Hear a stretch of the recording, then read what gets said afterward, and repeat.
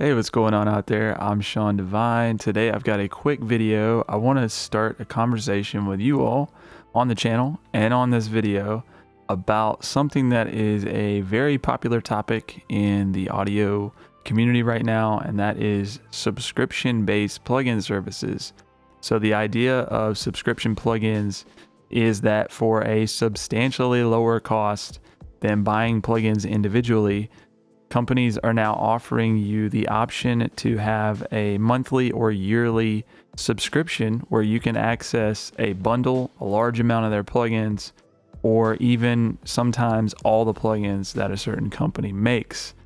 So this is a pretty exciting thing in terms of the value there, because for a low cost, you have access to a ton of possibilities and tools that will be at your disposal for producing, mixing, mastering, tracking, whatever it is you do in the studio and in your DAW.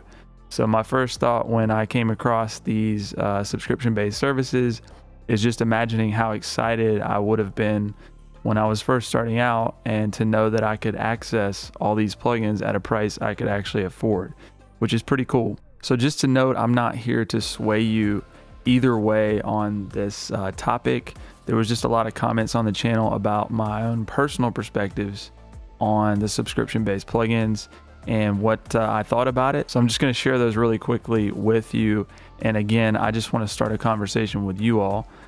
So personally, I don't have any subscriptions to plugins at this stage.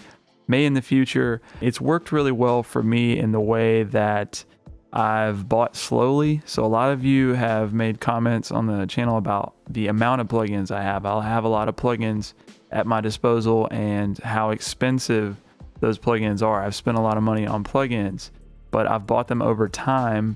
And what that's allowed me to do is master them and really get familiar and comfortable with using plugins slowly in my workflow, and then progressing and obtaining new plugins and tools needed as I progress. So it's a very slow kind of process that allows you to get more comfortable with what you have at your disposal already, rather than just overwhelming yourself with a lot of different options, which could be the case if you were to pick up one of these bundles and you're first starting out. So I would encourage beginners to first get comfortable with the basics of the DAW they're in. Use stock plugins.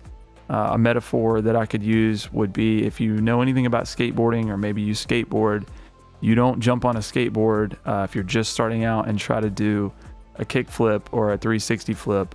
You need to first figure out, how to ride your board and eventually get to an ollie, and then you start, just transitioning to the tougher tricks. So it's the same thing with using plugins. You're not going to reach for, tons of professional options and techniques and tricks until you first get the basics down, like EQ, like compression, like balancing. If you're a mix engineer, just the basic balancing, bringing faders up. You need to get really comfortable with that before you start overwhelming yourself with options. So anyways, I see advantages to both of these options. Again, for me as a professional, I like just having the peace of mind to know that even if my subscription expired, I don't have to worry about my plugins being locked up and needing to open a session for a client. I know I own the plugins and they're there.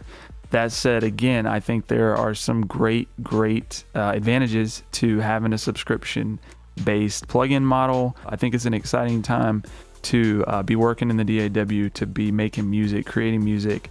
The technology, the plugins, and the tools available to us at the cost that they're available to us is really an awesome opportunity to get into the world. So again, if you have any thoughts or comments on this, if you have experience as a subscription-based plugin user, or if you are buying your plugins like myself, one by one or in bundle for retail, please share your perspectives below. I want this to be an open conversation.